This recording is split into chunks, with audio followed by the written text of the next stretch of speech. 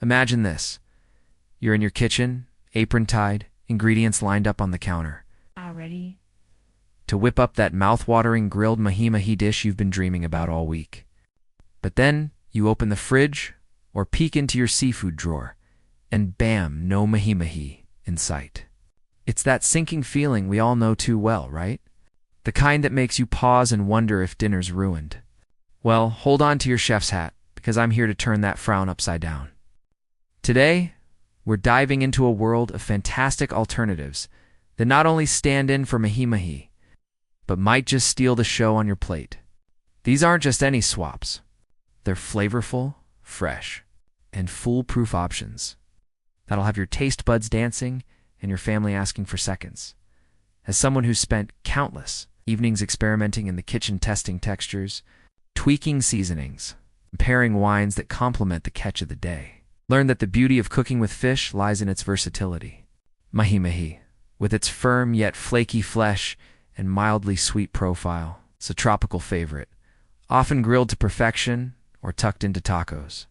But when it's unavailable, whether due to seasonality, supply issues, or just a last-minute menu change, you need stand-ins that mimic that essence without missing a beat. The good news? Your local market or fishmonger likely stocks these gems year-round. We'll explore 7 top-notch replacements, each with its own personality, from buttery smoothness to hearty bite. I'll share why they work, how to use them, swap for swap, and even some simple recipes to get you started. By the end, you'll feel empowered to tackle any seafood recipe with confidence. So grab a notepad, fire up the stove, and let's get into the savory details. Before we jump into the lineup, a quick word on the art of substitution. When swapping fish, consider the original's key traits. Mahi-Mahi is lean, with a subtle sweetness and a texture that holds up to high-heat methods like grilling or broiling without falling apart. Aim for similar white-fleshed varieties to keep the dish balanced.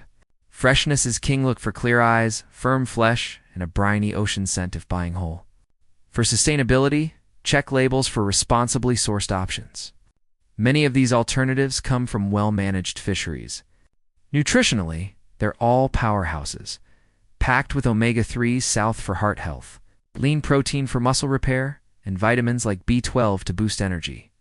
Now, let's meet our 7 heroes, starting with the mild-mannered classic. Number 1 on our list, the ever-reliable pollock. Wait, no, let's call it the gentle giant of the sea. Pollock, a fish that's as approachable as it is affordable. Picture this. Pollock has a delicate, almost whisper-soft flavor that's mildly sweet, echoing Mahi-Mahi's subtlety but with an even lighter touch. Its flesh is tender and flakes easily. It's making it ideal for those who want something that melts in your mouth without overpowering the dish. I've swapped pollock into countless recipes. It never lets me down, especially in lighter preparations where you don't want heaviness. Why does pollock shine as a Mahi-Mahi stand-in? For starters, it's incredibly versatile. Use it in a 1-to-1 ratio, meaning if your recipe calls for a pound of Mahi-Mahi, grab the same amount of pollock fillets. It's perfect for baking, where a simple lemon herb crust lets its natural flavors bloom. Let me paint a picture of one of my go-to dishes, pollock piccata. Start by seasoning for 6-ounce fillets with salt, pepper, and a dash of garlic powder. Dredge them lightly in flour, then saute in olive oil over medium heat for about 3 minutes per side until golden. Remove the fish, and in the same pan, whisk in a cup of chicken broth, the juice of 2 lemons, and a tablespoon of capers. Simmer until it thickens into a tangy sauce, then pour it over the pollock. Serve with steamed asparagus and quinoa for a meal that's ready in under 20 minutes. The pollock absorbs the sauce beautifully, creating flaky bites that rival any tropical fish taco. But pollock isn't just for quick weeknights. It holds its own in heartier fare too. Try it in fish chowder. Cube the fillets and simmer them gently in a pot with potatoes, onions, celery, and cream for that comforting, creamy texture. Nutritionally, a 3-ounce serving delivers about 80 calories. It's 15 grams of protein and 0 carbs, ideal for keto or low-cal diets. Sourcing tip. Frozen pollock is often wild-caught from the North Atlantic and just as fresh as thawed. If you're curious about expanding your pollock game, Think beyond basics. It's fantastic smoked on toast points with cream cheese and dill for brunch. In short, pollock is your forgiving friend in the kitchen, turning potential disasters into delightful dinners.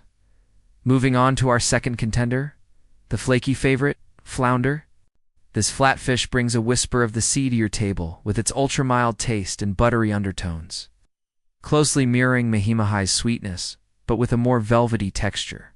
Flounder's flesh is thin and delicate, which means it cooks lightning fast. But don't let that fool you, it's sturdy enough for creative presentations. I've lost count of the times I've reached for flounder when Mahi-Mahi was out of stock. But each time it's been a revelation. The magic of flounder lies in its adaptability. Swap it directly, pound for pound, into any Mahi-Mahi recipe and watch it transform. Grilling? Absolutely brush with olive oil, season with paprika and lime zest, and grill for just 2 minutes per side to avoid overcooking. One of my favorite summer swaps is flounder ceviche. Dice a pound of fresh flounder into bite-sized pieces. Then marinate in a mix of lime juice, chopped cilantro, red onion, jalapeño, and a pinch of salt for 15 minutes. The acid cooks the fish, giving it a fresh, zesty pop that's perfect as an appetizer with tortilla chips. It's like a beach vacation on a plate, minus the sand, for something warmer. Flounder in papilote, that's French for in paper, a steamy pouch method that keeps everything moist. Layer fillets on parchment with cherry tomatoes, sliced zucchini, garlic, and a splash of white wine, then fold and bake at 375 degrees for 12 minutes. The result? Tender, aromatic fish that flakes at the touch. Health-wise, flounder is a lean dream, low in fat, about 1 gram per serving. High in selenium for immune support and easy on mercury levels, making it safe for frequent eaters, including kids. Fun fact, flounder can change color to blend with the ocean floor, a camouflage trick that makes it as intriguing as it is edible. If you're shopping, opt for US-sourced flounder for peak freshness. It's often available year-round. Flounder proves that sometimes the simplest swaps yield the most elegant results. Now, let's amp up the excitement with our third option, the vibrant redfish. A bold yet balanced alternative that captures Mahi-Mahi's essence with a touch more personality. Redfish boasts a mildly sweet flavor with subtle nutty notes, and its firm, moist texture gives it that satisfying chew without being tough. When cooked, it develops a gorgeous sear, almost like it's winking at you from the plate. I've grilled redfish on beach picnics. It always draws compliments. It's that crowd dash pleaser. What sets redfish apart is a substitute. Its resilience in the heat. Use a straightforward 101 exchange in recipes. It'll hold shape through grilling, broiling, or even stir-frying. Imagine blackened redfish. Inspired by Cajun traditions, coat 4 fillets, about 6 ounces each, in a spice blend of paprika, cayenne, thyme, oregano, garlic powder, and onion powder. Heat a cast-iron skillet with a bit of butter until smoking hot, then cook the fish for 3 to 4 minutes per side. The crust forms a spicy, smoky armor around the tender inside. Pair it with dirty rice and collard greens for a southern feast that's hearty and healthy. Redfish also shines in lighter dishes, like poached versions for salads. Gently simmer fillets in court bouillon, flavorful broth of water, wine, lemon, and herbs for 8 minutes. Then flake over mixed greens with avocado, cucumber, and a vinaigrette.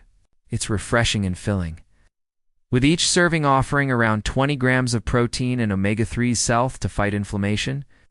Environmentally, Gulf redfish is sustainably managed, so you can feel good about your choice. Pro tip, if buying whole, ask your fishmonger to scale and gut. It saves time and ensures freshness. Redfish isn't just a backup. It's an upgrade that adds a spark to your seafood routine. Shifting gears to our fourth star, the majestic swordfish. No, wait.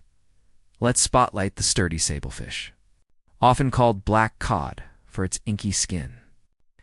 But we're focusing on its white-fleshed cousin, the lean lingcod, a Pacific powerhouse with a clean, sweet taste that's delicately mild, much like Mahi-Mahi, but with an extra layer of subtlety. Lingcod's texture is firm yet succulent, holding moisture like a pro, which makes it a dream for dry heat cooking. I've baked lingcod on rainy days. Its reliability turns comfort food into something special. Lingcod earns its spot with seamless integration.